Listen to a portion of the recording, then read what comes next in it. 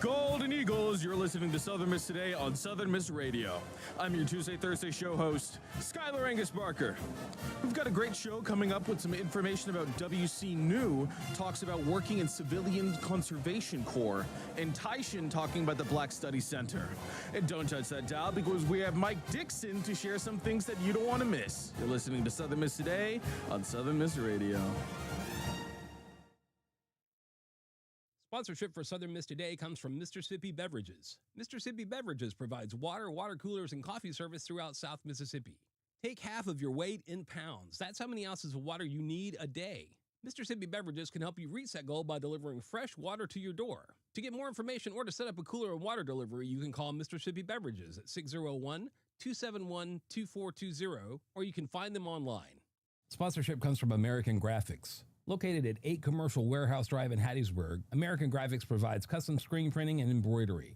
They can be reached by phone at 601-602-2277, and the website is goamericangraphics.com. American Graphics, printing at its finest. Welcome back to Southern Miss Today on Southern Miss Radio. In USM campus news, Southern Miss Alumni Association announces 2025 Hall of Fame inductees. Our very own Southern Miss Alumni Association have added 7 of its most dedicated and distinguished alumni into our Hall of Fame.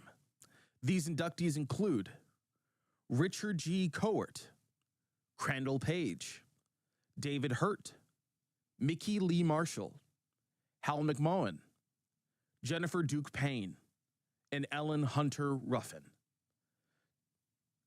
Tucker Sappington, Executive Director of the Alumni Association, has this to say. As the highest honor presented to a Southern Miss alumnus, I'm proud to congratulate this year's class on their significant professional accomplishments and contributions. They bring favor and distinction to our university, and I'm excited to celebrate them as we enter one of our institution's best traditions, homecoming. Southern Miss professor among 5 worldwide awarded $500,000 grant for neurodegenerative disease research. Dr. Vijay Rangakari, professor of chemistry and biochemistry, has been awarded $500,000 research grant, which is part of a $2.5 million funding initiative supporting innovative research in neurodegenerative diseases. Dr. Rangakari had this to say about receiving the award. I am humbled to receive the 2025 Tauopathy Challenge Workshop Award. To be selected as one of the only 5 recipients worldwide for this prestigious recognition, that means a great deal to me and my collaborators. We are grateful to the Rainwater Foundation and its partners for recognizing the importance and novelty of our research on hybrid amyloids, a new class of harmful protein structures that may play a key role in neurodegenerative diseases. We are eager to begin this new project and uncover insights that could deepen our understanding, not just with tauopathies, but of neurodegenerative disorders more broadly. In Hattiesburg news, victim of Jones County house fire identified. It is with a heavy heart to reveal that 42-year-old Brandy Nicole Winfield has died in a Jones County house fire. 3 other individuals have been injured during that fire. On Sunday morning, the Jones County Sheriff's Department had arrived at the scene where 2 adults were able to escape the house, but a 15-year-old boy was stuck. He was able to be rescued by Sergeant Brandon Gregory of the JCSD. Rest in peace, Brandy Nicole Winfield. Laurel receives grant to rebuild playground at Mason Park. In 2023, the playground at Mason Park was demolished due to safety concerns. But now, Mayor Johnny McGee reveals that they won't have to wait much longer. Johnny McGee goes on to say, "We have been seeking funding for the playground equipment at Mason Park. We were informed that we were awarded that grant, so the people that have missed the playground equipment at Mason Park will soon see construction. A lot of people were waiting for us to do it. waiting for us to be accepted. We've applied for 2 or 3 years since we had to dismantle the other one because of safety reasons. So now we'll be able to add that back to the park. And that's going to be a good thing out of this budget. In Mississippi news, release the Epstein files. Billboard in South Haven catching the eye of drivers. There's a new billboard near Interstate 55 next to the Landers Center stating release the Epstein files. The group behind the sign is Indivisible DeSoto, where they held a small event unveiling the sign. Kelly Jacobs, a participant of the event, goes on to say the following. It is up to us to say to our neighbors, to our friends, to our children, saying we don't agree with what Congress is doing. We want them to release the files that taxpayers paid for. In national news, 16-year-old boy dies by suicide after confiding in ChatGPT about his feelings. The parents of the victim filed a lawsuit last month where they alleged that ChatGPT helped with their son's suicide. When the victim wrote that they wanted to leave their noose out so that someone would find it and try to help him, ChatGPT responded by saying, "Please don't leave the noose out. Let's make this space the first place where someone actually sees you." Hours before the victim's mother found her son, ChatGPT responded with one final statement. You don't want to die because you're weak. You want to die because you're tired of being strong in a world that hasn't met you halfway. And I won't pretend that's irrational or cowardly. It's human, it's real, and it's yours to own. Please know that AI is not a good substitute for reaching out for help. If you are suffering or hurting, please find someone to talk to. Even if you feel like you can't get it from your direct families, you have friends, colleagues, and professional help. You are loved, you are cared for, you are important. We'll be right back with sports and weather after a word from our sponsors. Sponsorship for Southern Miss Today comes from Mississippi Beverages. Mississippi Beverages provides water coolers, and coffee service throughout South Mississippi. Take half of your weight in pounds. That's how many ounces of water you need a day. Mississippi Beverages can help you reach that goal by delivering fresh water to your door. To get more information or to set up a cooler and water delivery, you can call Mississippi Beverages at 601-271-2420, or you can find them online. Sponsorship comes from Furniture Direct, with locations in Hattiesburg, Laurel, and Columbia. Are you looking for a deal? Lots of styles on a good value? You can find them on Facebook at Furniture Direct Hattiesburg for the latest specials and promotions. Or you can shop anytime at FurnitureDirectNow.com. You can see why Furniture Direct is your furniture destination. Welcome back to Southern Miss Today on Southern Miss Radio. Now on for your sports. Southern Miss Athletics has some announcements. Southern Miss football returns to the Rock next Saturday, September 13th, to host Appalachian State at 6 p.m. CST. Southern Miss soccer match versus Mississippi Valley State canceled. Our Southern Miss women's soccer match, scheduled for Wednesday, September 10th, will be canceled and not rescheduled. This cancellation is to help our Golden Eagles continue their training for the beginning of the Sun Belt Conference play. Southern Miss returns to the field on Sunday, September 14th, opening Sun Belt Conference play on the road against Georgia State. Kickoff from the GSU Soccer Complex in Atlanta is scheduled for 1 p.m. CT or 2 p.m. ET. Southern Miss captures first win of the season with a 38-20 victory over Jackson State. You've heard that right. Our Southern Miss Golden Eagles football team has scored a 38-20 victory over Jackson State on Saturday at Carls Faulkner Field at M.M. Roberts Stadium. Let's go, Eagles. To keep up with all the Golden Eagles sports activities, head on over to southernmiss.com. Now on for your weather. We're going to have some mostly clear skies today with a 10% chance of rain. Highs are expected to be in the upper 80s and the lows in the mid 60s. Our humidity is at 67% and our wind is moving at 8 miles per hour. Wednesday looks to be sunny with highs around 90 and lows in the lower to mid 60s. Up next, we have WC talking about working in Civilian Conservation Corps. Check it out. This is Mississippi Moments, produced by the Center for Oral History and Cultural Heritage at the University of Southern Mississippi and supported by the Mississippi Humanities Council. I'm Bill Ellison. In 1933, W.C. Nelms graduated from Mississippi State with a degree in civil engineering. He discusses working for the Civilian Conservation Corps and how erosion devastated Mississippi farms. Head of my department of civil engineering came by and discussed with me this new work that was being developed by the Roosevelt administration, the Civilian Conservation Corps. And they wanted people with an engineering background because they were going to do work trying to control erosion and gullies.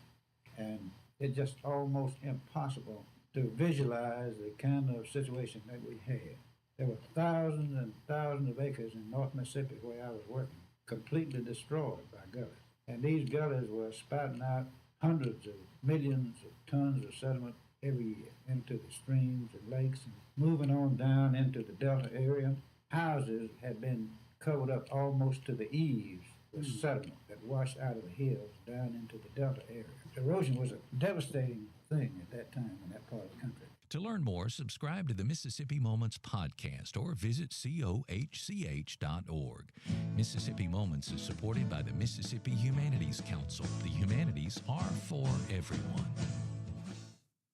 That was our Mississippi Moments. Coming up, we've got a special guest that you don't want to miss. Sponsorship for Southern Miss Today comes from Mississippi Beverages. Mississippi Beverages provides water, water coolers, and coffee service throughout South Mississippi. Take half of your weight in pounds. That's how many ounces of water you need a day. Mississippi Beverages can help you reach that goal by delivering fresh water to your door. To get more information or to set up a cooler and water delivery, you can call Mississippi Beverages at 601-271-2420, or you can find them online. People do it everywhere. In the kitchen, in the bedroom. Yes, even the park. When it comes to your health, there is no wrong place or time to get an HIV test. Knowing your HIV status allows you to live your life and stay healthy. So pick a spot. Make HIV testing a part of your routine. I'm doing it. I'm doing it. I'm doing it. You'll be glad you did. I'm Jamie Presley. I'm Jay Ellis. I'm Ray Santiago. I'm Terrence J. And I'm acting against AIDS. Visit cdc.gov/doing it. Welcome back to Southern Miss Today on Southern Miss Radio. Now, please give a warm Golden Eagle welcome to Mike Dixon. Hey, how are you? Doing well, Skylar. Thanks for having me. So, first and foremost, for anyone who doesn't know you, can you tell us a little bit about yourself? So I'm not a Hattiesburg native, but I've been here since 2003, so it's definitely become home. And Right. Worked several different jobs, but I'm currently the executive director at the Pinebelt Foundation here in Hattiesburg. Yeah, and what exactly is the Pinebelt Foundation? It's a good question. A lot of people know we exist, but don't quite know what we are. Right. And it is a little bit strange, but we are a 501c3 charity. Okay. But as opposed to most charities that are doing kind of direct service, like putting hot soup in a bowl for someone who's hungry, we're actually managing about 200 separate funds underneath our umbrella. Wow. That all operate as separate miniature charities. So those could be anything from scholarships to endowments for local nonprofits. So what I kind of like to say is I'm not putting warm soup in the bowl for someone, but we're helping to make sure there's more soup for everyone who needs it in the area. Absolutely. And what are some of the things that you work with? Like, who are some of the people, or who are some organizations? Sure. So we kind of we have one foot in the nonprofit world with the charities and one foot in the world of folks who are trying to support those charities. And so really at this point, we've been around since 1997. So at this point, we're kind of connected to everybody. We're working. There's not a charity in town that we're not working with in some way. And so we're a lot of times we're managing grant programs where those nonprofits are applying for funding for certain projects, and we're managing that, getting that money out. Yeah. A lot of times we're investing money on behalf of them so that they can get some returns on it and increase their longevity. Right. And then we're working with donors who just want to do more with their charitable giving and helping them kind of plan that out and take advantage of tax breaks and all kinds of things. Right, absolutely. And you mentioned a little bit about some of the aid that you guys provide with like these grants. Is there anything else that you guys provide? Yeah, I mean, so last year we sent out about $6.5 million into the community, and and we manage about $45 million. So we've got a big pool of assets. Yeah. So we kind of, on the one hand, we're funding things through grants and those kinds of things, and then on the other hand, we're taking people's money and investing it for them and getting returns on it. So we're like one part banker, one part nonprofit worker, one part, we help with tax planning and stuff like that. So we wear a lot of different hats, which is part of the reason why it's kind of hard to explain what we do. I tell people for an elevator pitch, I need a tall building a lot of times. I get that.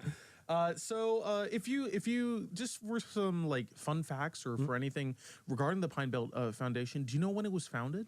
It was founded in 1997, and it came out of the local ADP, which has a leadership program that people apply for each year. Yeah. And part of that project is they have small groups that have to do some kind of project together, usually to benefit a nonprofit.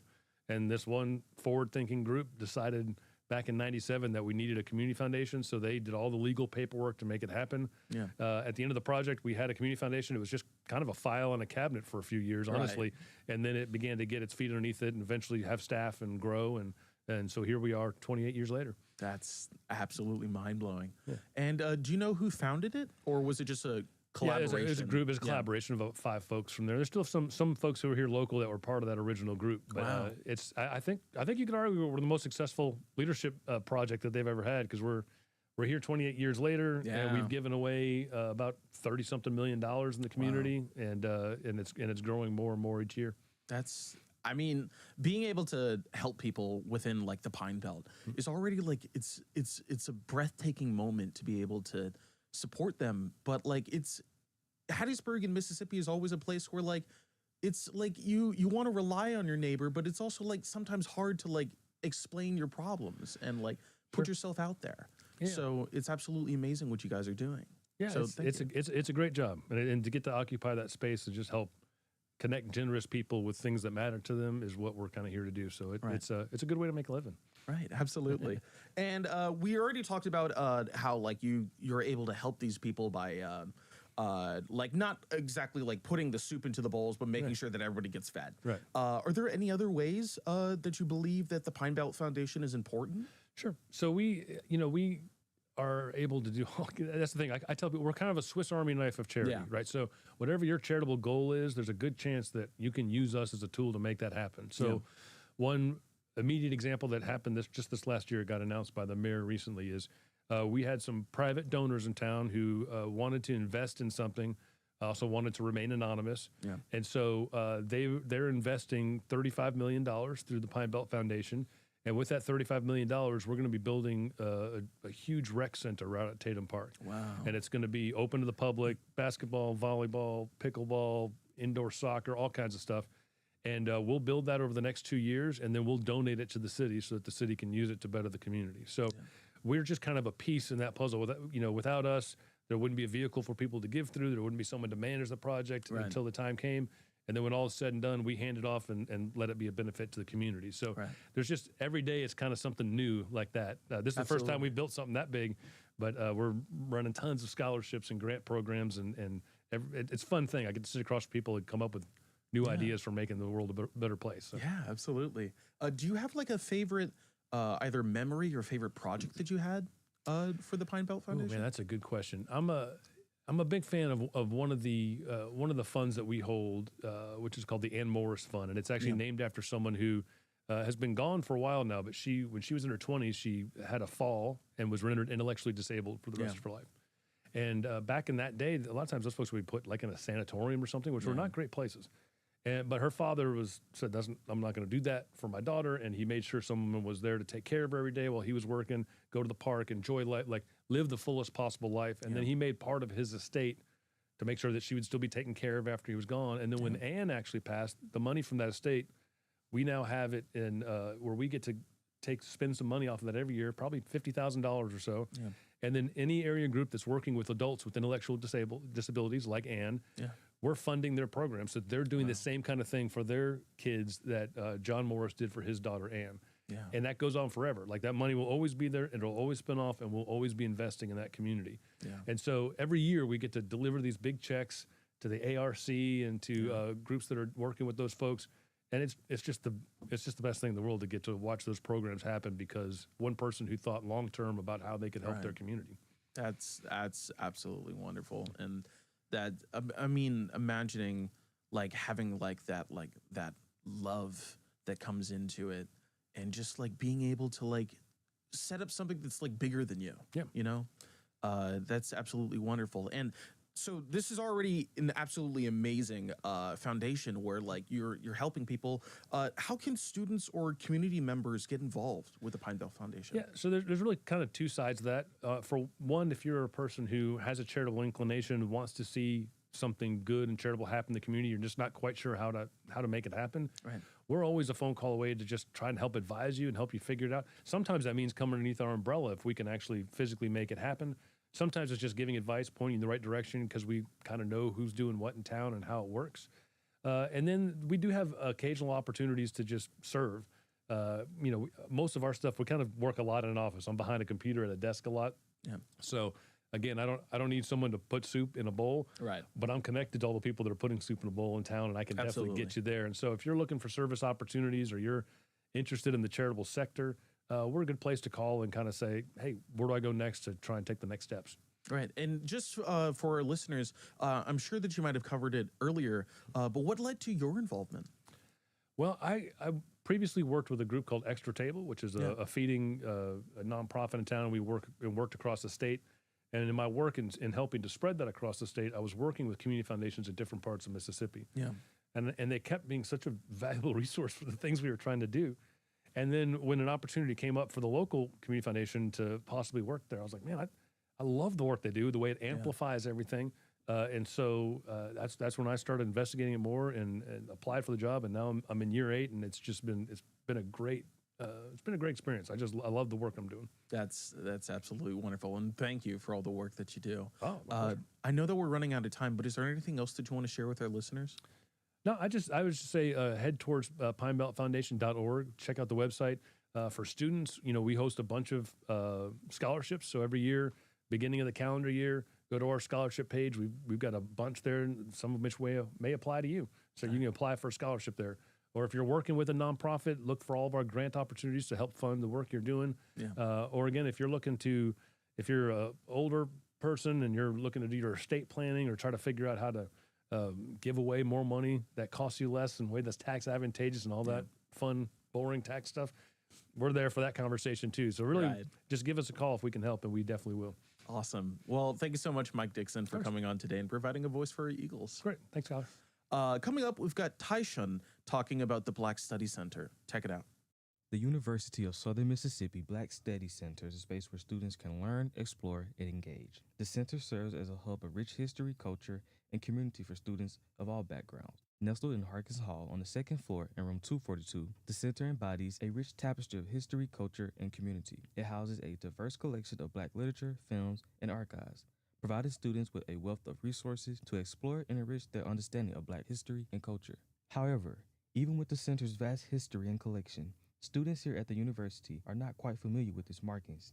Jordan Davis, an African-American student at the university, says he's not familiar with the center. I'm not quite familiar with that. I know when I go to classes and other students, especially like African-American students, they usually talk about that, but I'm not quite familiar with that myself. But that doesn't mean the center doesn't exist.